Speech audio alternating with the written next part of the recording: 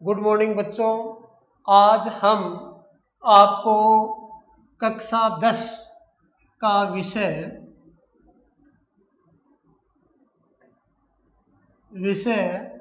सामाजिक विज्ञान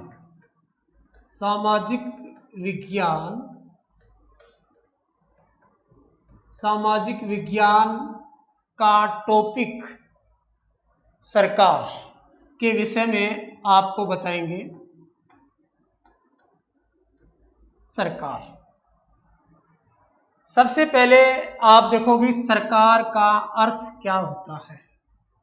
सरकार किसे कहते हैं?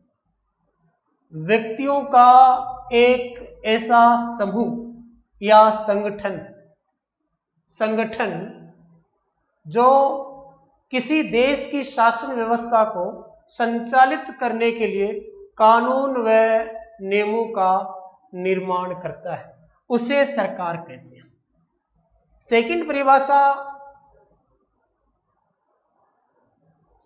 परिभाषा आप देख सकते हैं। राज्य एक अमूर्त संस्था होती है। अमूर्त संस्था होती है, अर्थात जो दिखाई नहीं देता। राज्य को मूर्त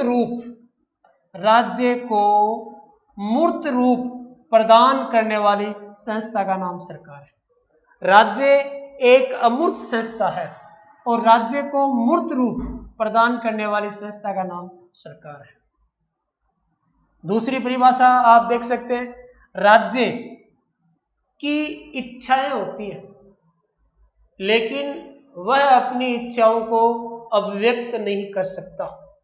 तो राज्य की इच्छाओं को अभिव्यक्त करने का जो माध्यम है, उसे सरकार कहा जाता है। जैसे राज्य में निवास करने वाली व्यक्ति मान लो, या जनसंख्या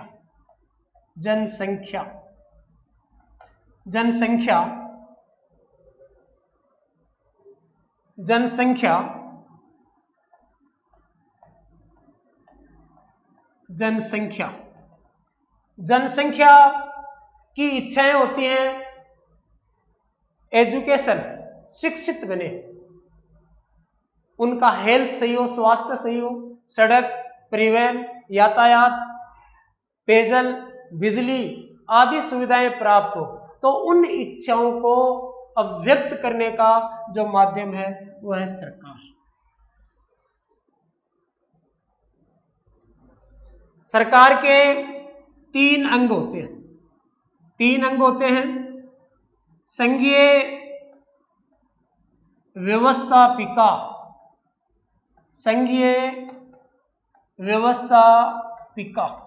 पहला अंग।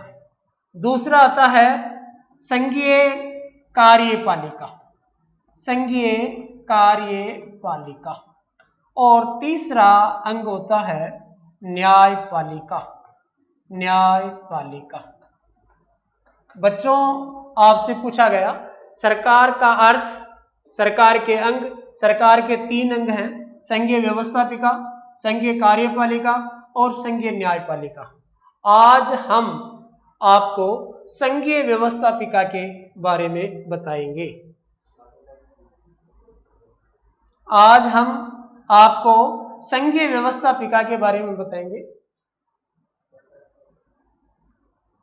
संघीय व्यवस्थापिका के बारे में बताएंगे। संघीय व्यवस्थापिका का मुख्य काम है कानूनों का निर्माण करना। किसी भी देश की शासन व्यवस्था को संचालित करने के लिए कानून व नियम व्यवस्थापिका बनाती है। अलग अलग देशों में इस व्यवस्थापिका को अलग अलग नामों से संबोधित किया जाता है। जैसे जापान में डाइट कहा जाता है। डाइट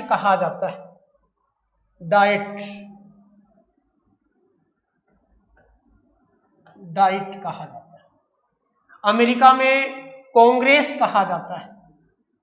अमेरिका में कांग्रेस कहा जाता है, जबकि भारत में इस व्यवस्थापिका को संसद के नाम से जाना जाता है। संसद के नाम से जाना जाता है। भारत में संसद का मुख्य कार्य कानूनों का निर्माण करना है। संसद के 3 अंग होते हैं। संसद के 3 अंग होते हैं। पहला अंग राष्ट्रपति, दूसरा अंग लोकसभा, लोकसभा और तीसरा राज्यसभा, राज्यसभा। अब आपको पूछा जाए कि संसद में कितने अंग होते हैं, तो 3 बताने हैं, राष्ट्रपति, लोकसभा और राज्यसभा। यदि सदन पूछे जाते हैं तो सदन 2 हैं, लोकसभा और राज्यसभा। ये अब आपके पहला टॉपिक बन गया लोकसभा। पहला टॉपिक बन गया आपका लोकसभा। तो बच्चों आज हम आपको लोकसभा लोकसभा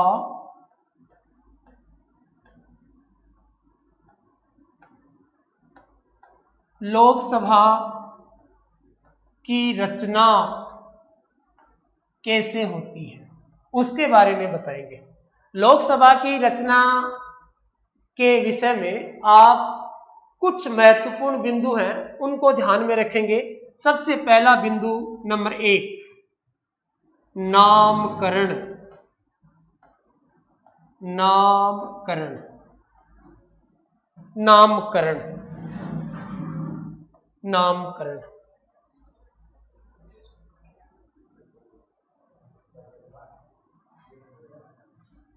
नामकरण, नामकरण में लोकसभा संसद का प्रथम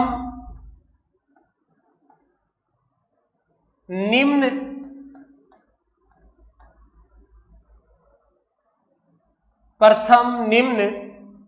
लोकप्रिय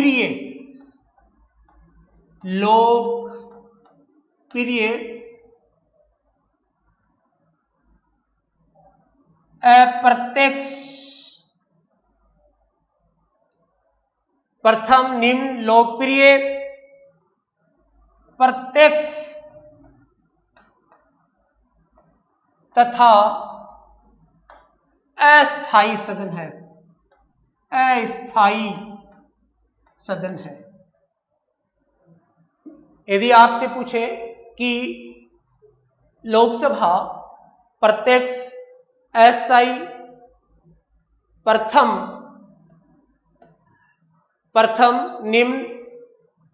निम्न लोकप्रिय प्रत्यक्ष तथा अस्थायी सदन है। दूसरा टॉपिक आपके दूसरा महत्वपूर्ण बिंदु है वो है आपके इनका योग्यता। लोकसभा सदस्य की योग्यता क्या होनी चाहिए? तो योग्यता आप देखोगे,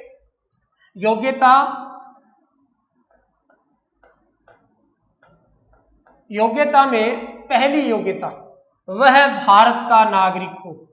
वह भारत का नागरिक हो। भारत का नागरिक हो, पहली।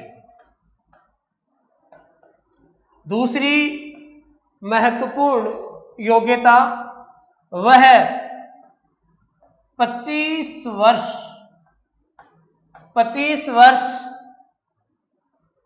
वर्ष की आयु प्राप्त कर चुका हो। तीसरी महत्वपूर्ण वह न्यायालय द्वारा अपराधी, पागल वह दिवालिया न हो। चौथी महत्वपूर्ण योग्यता वह किसी भी सरकारी लाभ के पद पर कार्यरत न हो। सरकारी लाभ के पद पर कार्यरत न हो। सरकारी लाभ के पद पर कार्यरत न हो। ये लोकसभा सदस्य की योग्यता है। बच्चों, इसके बाद में तीसरा महत्वपूर्ण टॉपिक, तीसरा इनका आता है निर्वाचन। तीसरा महत्वपूर्ण आता है निर्वाचन। निर्वाचन लोकसभा सदस्यों का चुनाव कैसे होता है? लोकसभा सदस्यों का चुनाव जनता द्वारा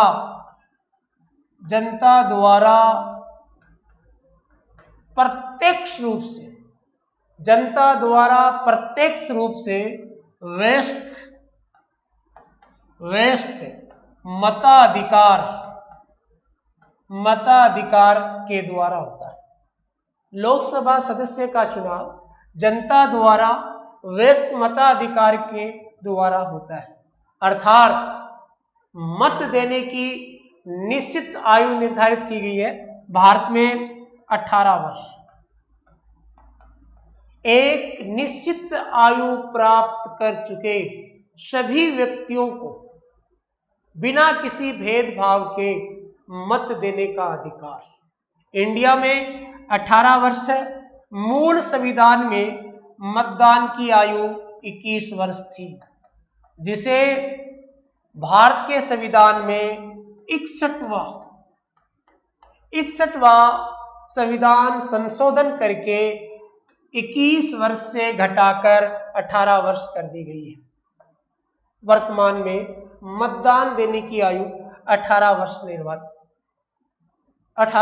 निर्धारित है। भारत में संयुक्त निर्वाचन प्रणाली को अपनाया गया, परंतु लोकसभा जो क्षेत्र हैं वो एकल सदस्यीय क्षेत्र हैं। एकल सदस्यीय क्षेत्र हैं। बहुत सारे कैंडिडेट चुनाव लड़ते हैं, लेकिन विजय एक होता है साधारण बहुमत के आधार पर। चौथा महत्वपूर्ण टॉपिक, सदस्य संख्या। सदस्य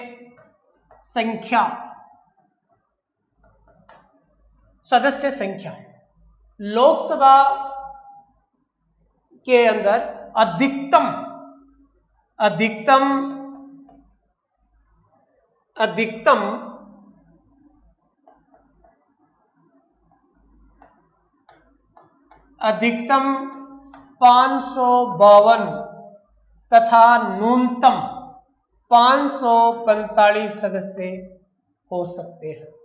अधिकतम 552 और न्यूनतम 545, जिनमें से केंद्र शासित प्रदेशों से 13 सदस्य, राष्ट्रपति 2 सदस्यों का मनोनयन करता है, जबकि राज्यों से 530 सदस्य चुने गए हैं। 2 सदस्यों का चुनाव भारत का राष्ट्रपति करता है, 13 सदस्य केंद्र शासित प्रदेशों से, जबकि 530 सदस्य राज्यों से चुने गए हैं। नेक्स्ट पॉइंट नंबर 5, कार्यकाल। लोकसभा का अधिकतम कार्यकाल 5 वर्ष है। यह एक अस्थायी सदन है। कार्यकाल से पूर्व इसे भंग किया जा सकता है। लोकसभा को राष्ट्रपति प्रधानमंत्री के परामर्श से भंग करता है। राष्ट्रपति प्रधानमंत्री के परामर्श से लोकसभा को भंग करता है। ये एक अस्थायी सदन है।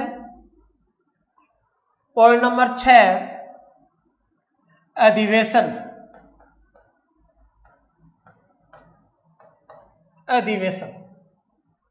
लोकसभा का अधिवेशन 1 वर्ष में 2 बार होता है। 2 बार प्रथम और दूसरे अधिवेशन के मध्य कम से कम 6 माह से अधिक अंतर नहीं होना चाहिए। 6 माह से अधिक अंतर नहीं होना चाहिए। नेक्स्ट पॉइंट, गणपूर्ति। गणपूर्ति लोकसभा की बैठक के लिए कितने सदस्यों की उपस्थिति अनिवार्य है? तो 1/10 कुल सदस्यों का 1/10 सदस्यों की सदन में उपस्थिति आवश्यक है, तभी जाकर लोकसभा की बैठक संचालित हो सकती है। नेक्स्ट पॉइंट, आपके महत्वपूर्ण पॉइंट्स हुए इसमें। पहला नामकरण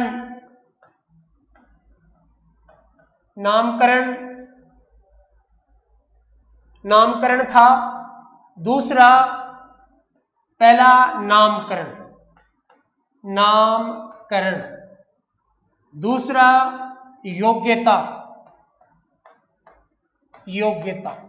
तीसरा महत्वपूर्ण पॉइंट निर्वाचन।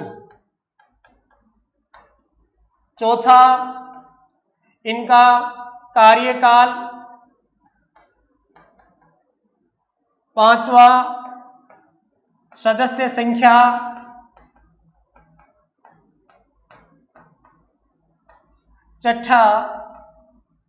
छठा अधिवेशन।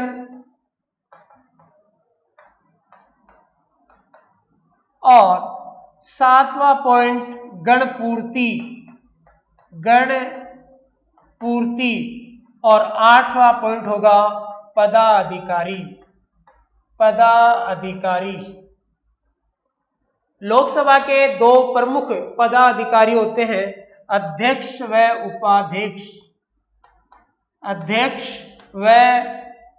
उपाध्यक्ष। अब आप पढ़ोगे लोकसभा अध्यक्ष के कार्य।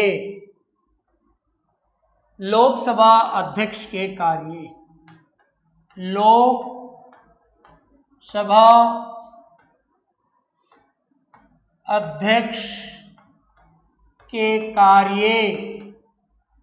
लोकसभा अध्यक्ष का पहला कार्य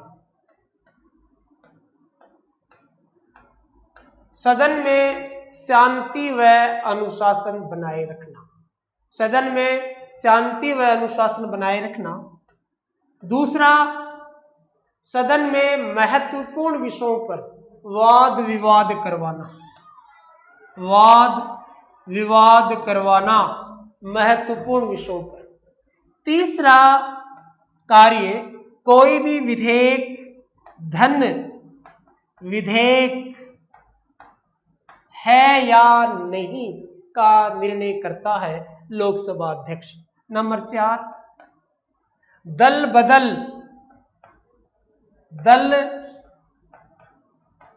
बदल याचिकाओं का निस्तारण भी लोकसभा अध्यक्ष के द्वारा किया जाता है। नंबर 5, मतदान करवाना, परिणामों की घोषणा करना। यदि मतदान पक्ष व विपक्ष में बराबर रह जाए तो लोकसभा अध्यक्ष निर्णायक मत देता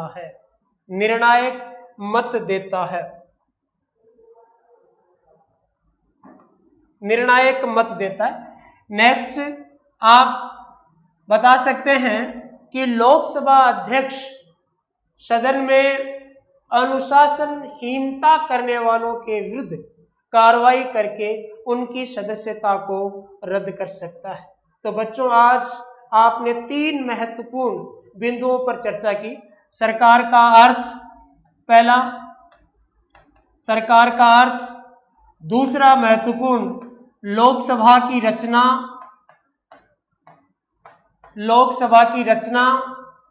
और तीसरा महत्वपूर्ण बिंदु था आपका लोकसभा अध्यक्ष के कार्य।